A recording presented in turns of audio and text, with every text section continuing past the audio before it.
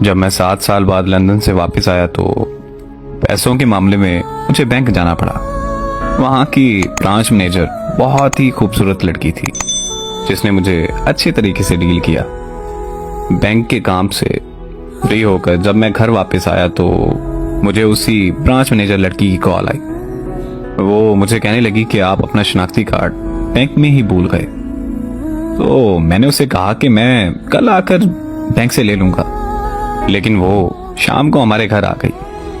वो मुझसे कहने लगी कि मैं यहाँ पास में ही रहती हूँ। बैंक से वापस घर आ रही थी तो सोचा कि मैं आपको आपका शनाख्ती कार्ड वापस दे दी जाऊं।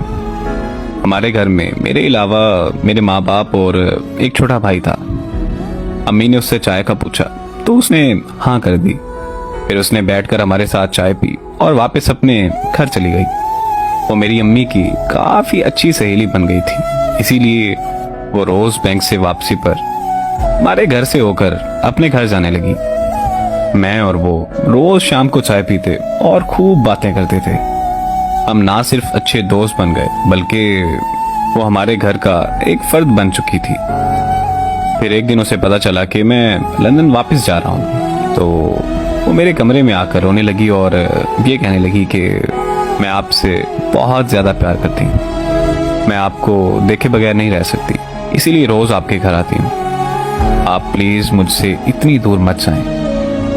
उसका इजहार मोहब्बत सुनकर मुझे बहुत खुशी हुई क्योंकि मैं भी उससे बहुत ज़्यादा प्यार करता था, मगर इजहार करने से डरता था कि कहीं हमारी दोस्ती भी ख़त्म ना हो जाए। फिर मैंने उसे अपने गले लगाकर अपनी मोहब्बत का इजहार किया और ये वादा किया कि मैं उसे छोड़कर कहीं नहीं जाऊंगा। इस तरह मैं वापस लंदन नहीं गया। फिर हमारे घर वालों की मुलाकात के बाद हमारा रिश्ता पक्का हो गया। 15 दिन बाद हमारी शादी रख दी गई। हम दोनों ने अपनी शादी की सारी शॉपिंग एक साथ की। हम दोनों बहुत खुश थे, लेकिन हमें क्या पता था कि हमारी खुशियों को किसी की नजर लगने वाली है। हमारी शादी के एक हफ्ता पहले उसकी बड़ी बहन की मौत हो गई। उनके घर में मातम सा छा गया। ऐसे हालात में हमारी शादी मुमकिन नहीं थी, इसीलिए हमारी शादी कुछ महीनों के लिए रोक दी गई। वो बहुत चुप रहने लगी थी, मुझसे बात तक नहीं करती थी।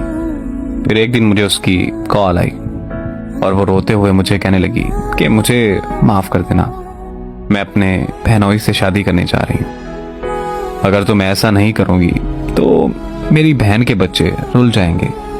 और फिर रोते हुए उसने कॉल बंद कर दी। उसकी शादी वाले दिन मैं लंदन वापस चला गया और अब 3 साल बाद वापस आया हूँ।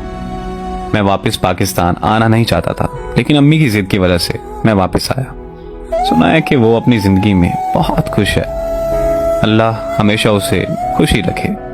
मुझे नहीं पता कि उसने जो किया वो बेवफाई थी या वफा, मगर मैं आज भी उसे बेहद मोहब्बत करता हूँ और मैं उससे मोहब्बत अपनी आखिरी सांस तक करता रहूँगा।